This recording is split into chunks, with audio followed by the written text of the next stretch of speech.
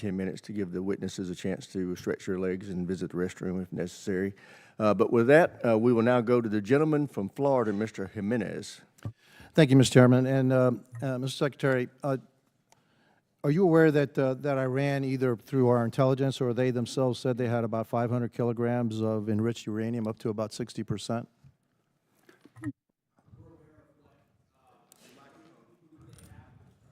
We're aware of what they have or what they believe they have and what we know they have, but all of that is classified. Fair enough. And if indeed they had 500 kilograms of enriched uranium, how long would it take it to weapons grade? Quickly enough that it's a serious national security problem for the United States of America. If I said days or a few weeks, would that be inaccurate? You might be somewhere in the ballpark. Okay, thank you. Actually, you can just get that from ChatGPT. It'll give it to you. Okay. So so it's not that classified. All right. Would you say that our primary mission in this war is to deny Iran the capability to develop a nuclear weapon? Yes.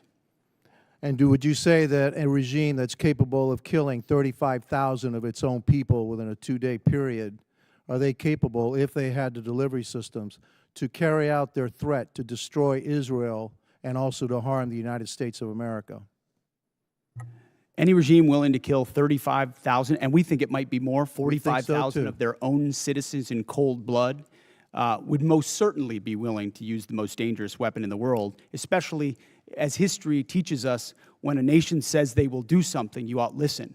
And when they chant death to America or death to Israel, if they got that nuclear weapon, history tells us they might use it. Well, Hitler said he was going to kill the Jewish, and he was going to try to eliminate the Jewish population and Jews from the face of the world.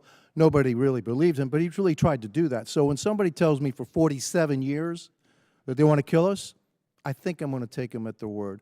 And so would you also agree that now another goal of ours is to make sure that Iran never blockades the Strait of Hormuz, never has control of the Strait of Hormuz? Would that be an objective of ours?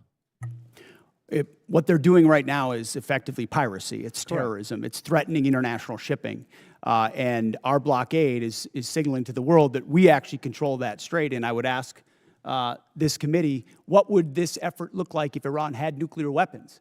Imagine if not Iran had nuclear capabilities, what they would do to wield over any advantage they have, from proxies to funding international terrorism. Mr. Secretary, also, not only would they do that, but imagine if we had not become energy independent. Under the previous administration, they were hampering our ability to be energy independent under the guise of the Green New Deal, which is insanity, by the way. I'm going to go back a little bit in history. We were bombed, Pearl Harbor was bombed on December 7th, 1941. Do you know how long it took for the United States to have its first major victory in World War II in the Pacific Theater? Number of years. No, it was actually 6 months. It was the Battle of Midway, all right? It was a turning point of World War II. Could you imagine if we had had the same Democrats asking then Secretary of War, all right, gee, it's been 2 months, okay, and we haven't won this war yet. Back then, we didn't win a major battle for 6 months. Your job, the job of the military, what you've done in the first 2 months is extraordinary. And so, again, for a couple of final questions. Do you know how much money we spent on Ukraine? Helping Ukraine? Under the previous administration? No, right now, up to now. Upwards of $300 billion, $350 billion? You're probably right, about $300 billion. And yet I don't hear anything about, gee, how much money have we spent on Ukraine from the other side? The difference between them and me is this. I support the United States and their efforts to help Ukraine against a dictatorial, aggressive power like Russia, which is our second greatest adversary. But I also support our efforts to make sure that Iran never has a nuclear weapon. And so you'll always have my support, and I'm pretty consistent in that. I also support our efforts in what we did in Venezuela. We still have to go a little bit further because that remnants of that regime are still there. And we need to provide freedom for the people of Venezuela.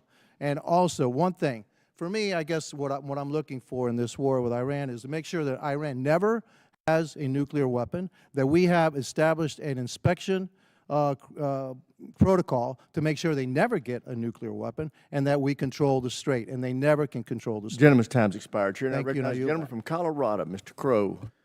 Thank you, Chairman. Mr. Secretary, I want to go in a little bit different direction. Timothy Parlatore served as your private attorney, correct? Correct. And Mr. Parlatore also served as private attorney for President Trump's campaign, correct? I'm not privy to every professional position that he's held. Well, I'll help you out. He did. And you appointed Mr. Parlatore as your senior advisor, correct? He does reserve duty on behalf of the Navy. His He title does is great senior work. as an advisor. You gave him that title, correct? And I would count him as very much an advisor of mine. Yep. He travels with you, correct? Tim Parlatore has been a long-term friend. He's a great patriot. He travels has with you. traveled That's not what me. I He asked. I serves the reclaim my country, time. and He he's an travels excellent with you, military doesn't he? lawyer. He travels with you, doesn't he? Correct? There's public Instagram that shows this. Just say yes. Yes, of course. Okay. He sits in meetings with you and advises you, doesn't he? He sits in some meetings on Yeah. occasion. Well, he maintains a desk in an office in the Pentagon, does he not? I'd have to check. You don't know? It's a big Pentagon. You directly commissioned Mr. Parlatore in the Naval Reserve as a Navy commander in March 2025, did you not? I was very proud to do so. And when you did, because he's a Navy Reserve officer, he didn't have to go through the PPO process, the White House Presidential Personnel Office, right? He wasn't vetted by White House PPO. Uniformed service members don't get vetted by. The answer is yes. He didn't have to be vetted by White House PPO. He didn't go through the Senate confirmation process either, did he? The answer is no. I don't know what you're getting to, but Tim is a fantastic. I'll tell you what I'm American. getting to. The He does answer is great no, work. right? He does great work. Okay. He didn't maintain a security clearance when you appointed him as special advisor. Is that right? I'd have to check. You don't know? I mean, anybody that has access to sensitive material is going to have the appropriate clearance. Okay, so when you appointed him as special advisor, he had a security clearance?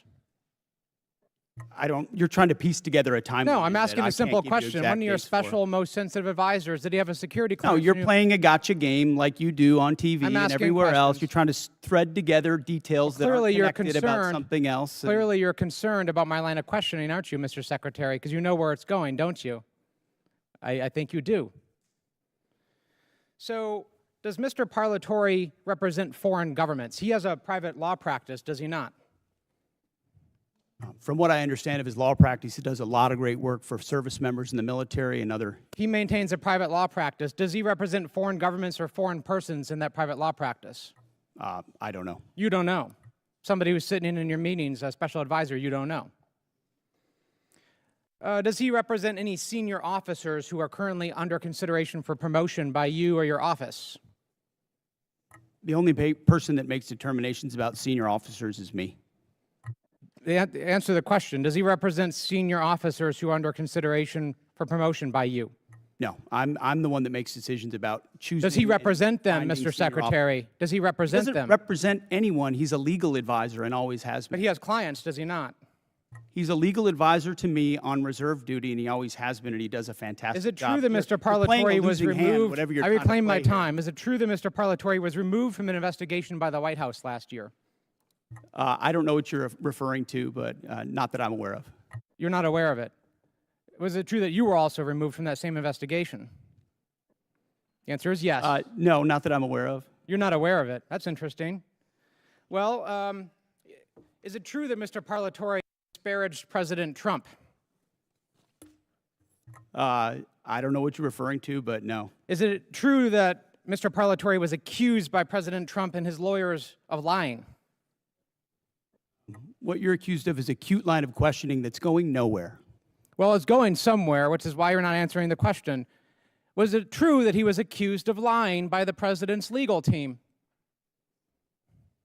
I'm not familiar to. You'd have to give me the context. Well, it's right of that here. You article want to look at and the statement from President Anybody Trump's could blow legal up team? a quote and claim it says something, and that's what you're doing in a little stunt. Secretary performing right Hegseth, now. what I'm really concerned about is you purport to have unfaltering loyalty to President Trump, and yet you are continuously Oh, you going care by- a lot Let me about claim my President Trump. time.